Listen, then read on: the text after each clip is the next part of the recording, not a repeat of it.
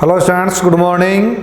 आज अपन एक नया जो चैप्टर अपना चल रहा था साइक्लोन चक्रवात के बारे में अपन पढ़ रहे थे। और चक्रवातों में अपन ट्रॉपिकल साइक्लोन यानी कि जो अपने पास में उष्णकटिबंधीय चक्रवातों के बारे में अपन जो पढ़ा था कि उष्णकटिबंधीय चक्रवातों की उत्पत्ति कहाँ होती है। जैसे अपन ने 5 डिग्री से 30 डिग्री अक्षांशों में दोनों गोलार्धों में इनकी उत्पत्ति होती है। टी स्केल पर इनकी तीव्रता का मापन किया जाता है और ये जैसे अलग अलग क्षेत्रों में इनके अलग अलग नामों से इनके जाना जाता है।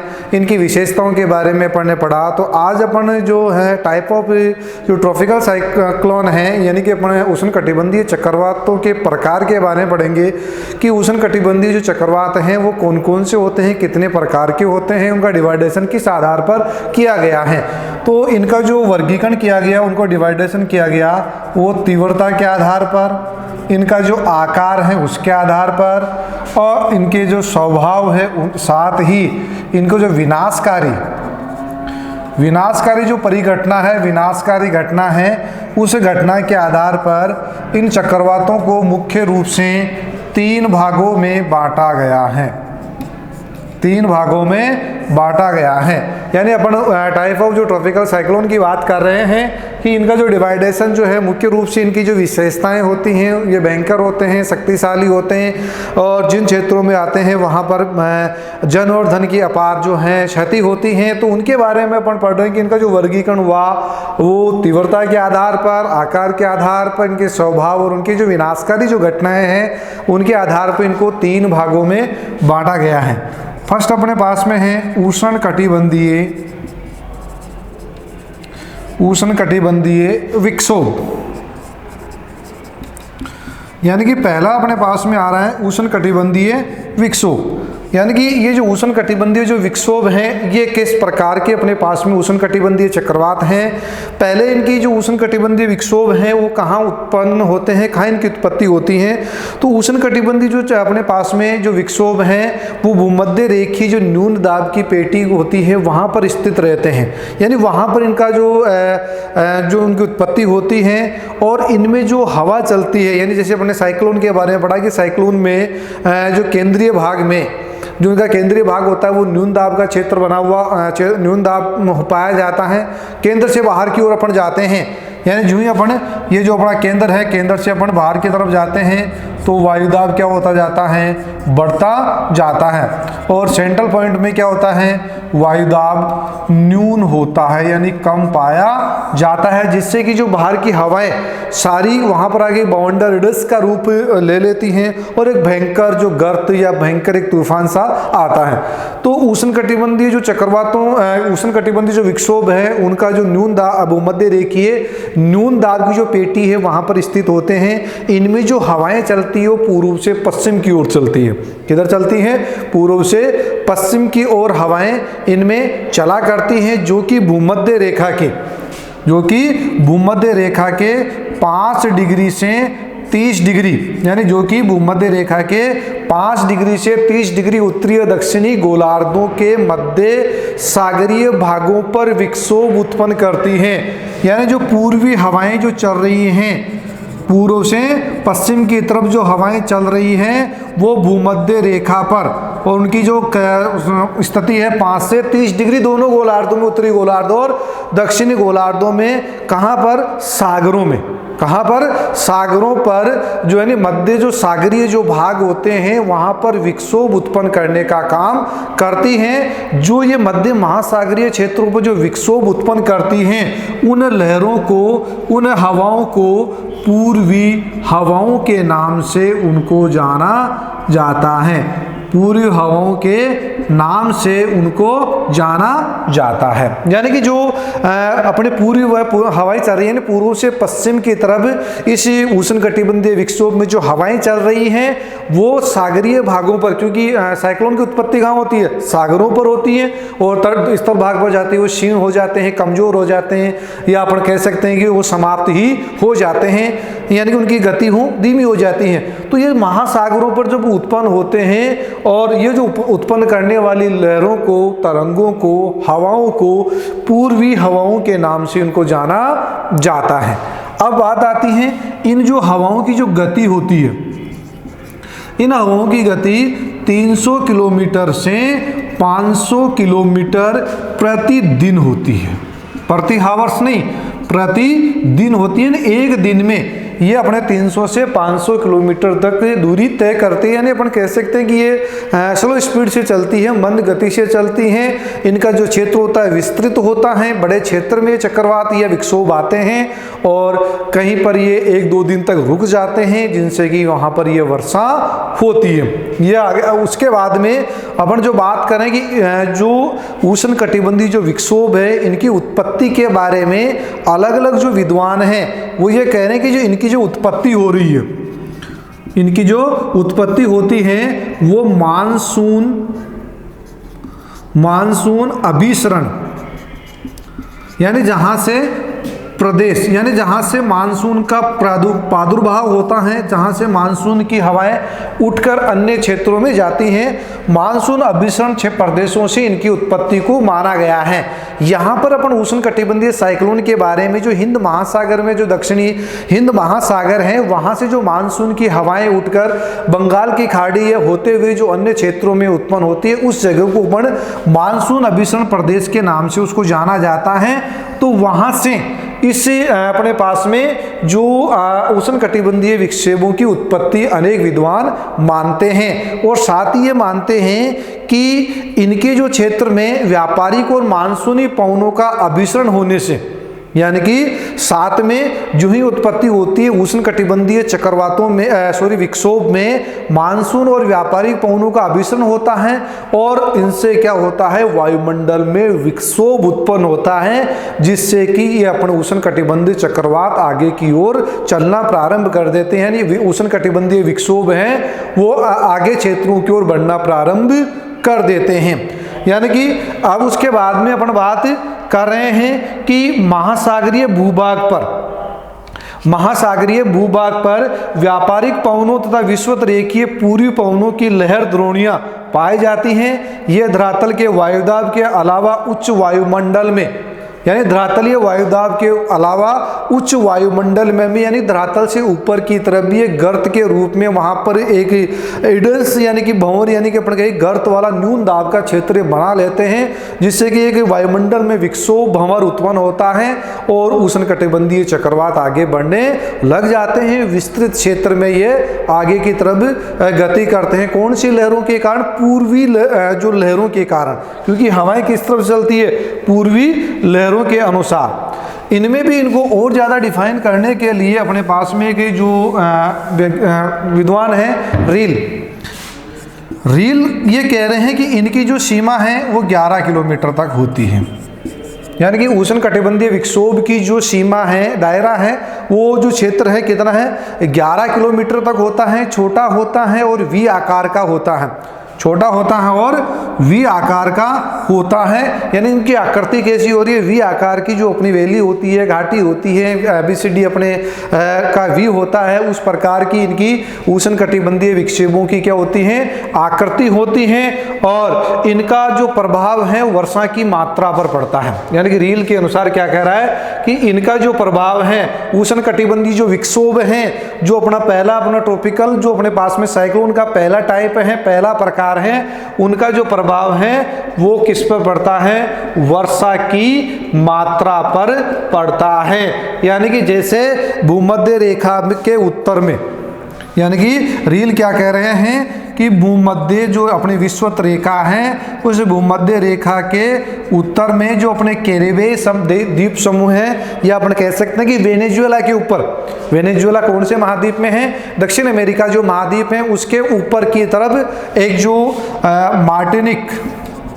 मार्टिनिक द्वीप पाया जाता है।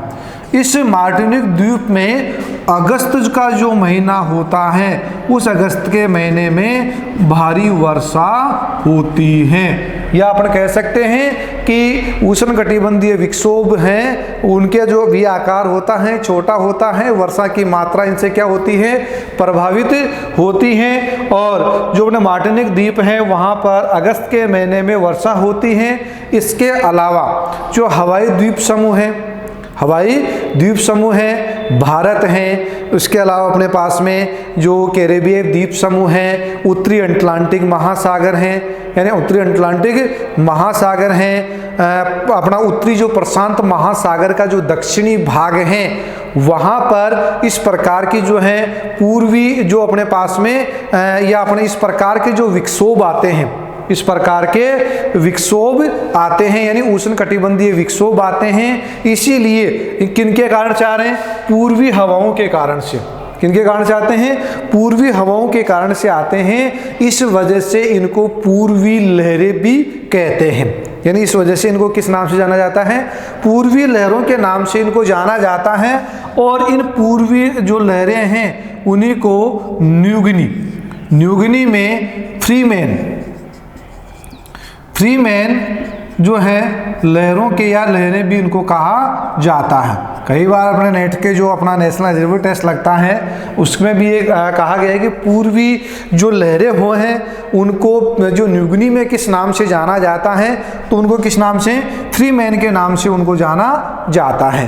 तो ये है अपने पास में उष्णकटिबंधीय चक्रवात, जिनसे बारिश जो है अपने की वर्षा की जो मात्रा कम होती है, लेकिन विनाश यानी कि हवाओं की गति मंद होने की वजह से जो नुकसान होता है उतना नहीं हो पाता है। लेकिन जिन क्षेत्रों में पहुंचते हैं वहां पर इनके द्वारा होने वाला जो नुकसान है वहां पर जन और धन की अपार क्षति होती है। यानी अपन कह सकते हैं कि विस्तृत क्षेत्र में होते हुए भी इनकी जो नाम है उष्णकटिबंधीय विक्षोभ है, उनके अनुसार इनके द्वारा नुकसान नहीं हो पाता है। फिर भी जिन क्षेत्रों में पहुंचते हैं वहां पर अपार क्षति जन और धन की होती है। ये पहला प्रकार। नंबर 2 अपने पास में है कि उष्णकटिबंधीय जो चक्रवातों का दूसरा जो प्रकार है, पहला अपने पास में था उष्णकटिबंधीय विक्षोभ, दूसरा आ रहा है अपने पास में उष्णकटिबंधीय अवदाब। उष्णकटिबंधीय अवदाब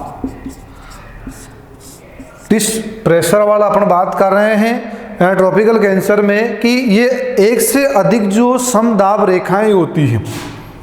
समदाब रेखाएं क्या होती हैं? समदाब रेखाएं जो अपने पास में धरातल पर या वायुमंडल में समान दाब वाले स्थानों को मिलाकर खींची गई जो काल्पनिक रेखाएं हैं वो समदाब रेखाएं कहलाती हैं। यानी कि जो अपने पास में वायुमंडल में जो अपने जो मानचित्र हैं उस मानचित्र में समान दाब वाले स्थानों को मिलाकर खींची गई जो रेखाएं होती है उनको अपन समदाब रेखाएं कहते हैं। तो एक से अधिक समदाब रेखाओं वाले छोटे आकार की जो चक्रवात होते हैं, छोटे आकार के उष्णकटिबंधीय चक्रवातों को अवदाब कहा जाता है। एक बार पुनः रिपीट अपन कर लेते हैं कि एक से अधिक समदाब रेखाओं वाले छोटे आकार के उष्णकटिबंधीय चक्रवातों को अवदाब कहते हैं। इन जो चक्रवातों में जो हवाओं की जो गति होती है वो 40 किलोमीटर से 50 किलोमीटर प्रति घंटे की रफ्तार से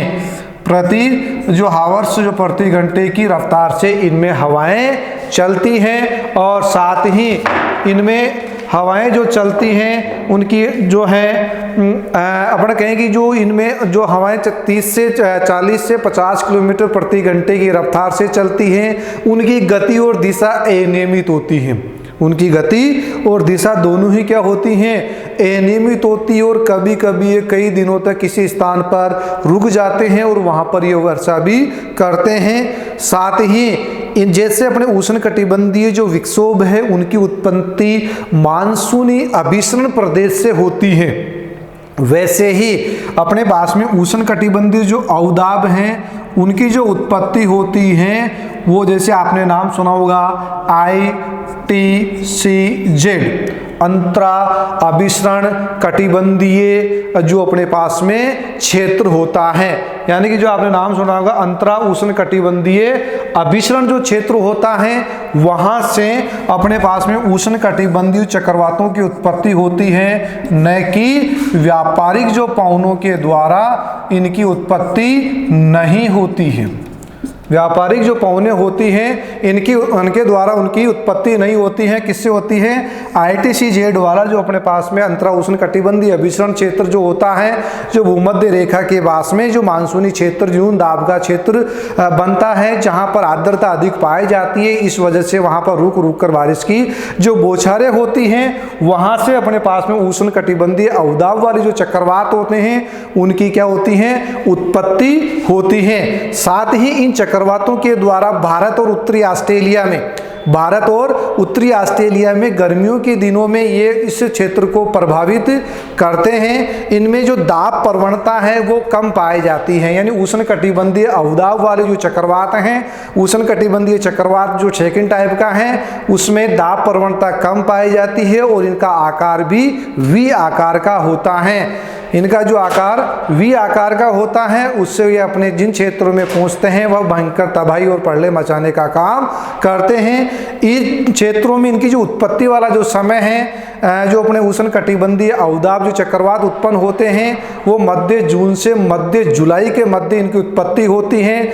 घनघोर आकाश में काले बादलों से घिर जाते हैं, हवा संतृप्त हो जाती है और भयंकर वर्षा होती है, और जिससे कि इतनी वर्षा होती है कि जिन क्षेत्रों में इनसे बाढ़ की प्रलय की स्थिति उत्पन्न हो जाती हैं। और जिस प्रकार से जिन क्षेत्रों में जैसे अपने मानसून की बारिश होती है वैसे ही इनमें जबरदस्त तरीके से बारिश होती है, उन क्षेत्रों में बाढ़ उत्पन्न हो जाती है। जापान में अपने पास में इनके द्वारा होने वाली जो स्थानीय वर्षा का नाम है बाईयूरेन एंड जो प्लम वर्षा,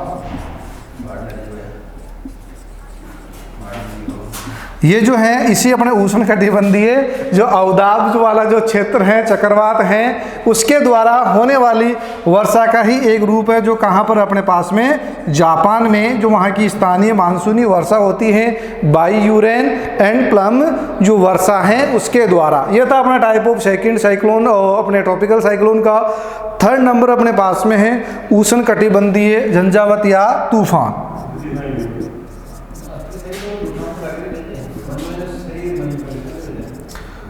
उष्ण कटिबंधीय झंझावात व तूफान। उष्ण कटिबंधीय चक्रवातों में अनेक प्रकार के तूफान आते हैं और इनमें कई तूफानों की जो गति है वो 120 किलोमीटर प्रति घंटे की रफ्तार से भी आते हैं, यानी कि कई जैसे अपने स्थानीय नाम अपने हरिकेन है, टाइफून है, टोरेंडो है, विली है, साइक्लोन जो अपने हिंद महासागर में बंगाल की खाड़ी के भारत के पूर्वी तट के पास में बांग्लादेश के तट के पास में जो आते हैं। तो ऐसे जो चक्रवात आते हैं उनकी गति है 120 किलोमीटर प्रति घंटे की रफ्तार से आते हैं। इनमें जो मुख्य रूप से जो अपने पास में है वो है अपने पास में चीन व जापान, यानी अपन कह सकते हैं पूर्वी चीन व जापान के पास में टाइफून, और अपने पास में USA और अपने पास में फ्लोरिडा, US और फ्लोरिडा के पास में अपने पास में हरिकेन व टोरेंडो। ये अपने पास में चक्रवात जो है मुख्य रूप से इसमें जो है उष्ण कटिबंधीय चक्रवातों में आते हैं। तो इन अपने पास में जो टाइफून है, हरिकेन है, टोरेंडो है, इनकी क्या विशेषताएं होती हैं, इनके बारे में विस्तृत अपना नेक्स्ट वीडियो में करेंगे। तब तक के लिए धन्यवाद।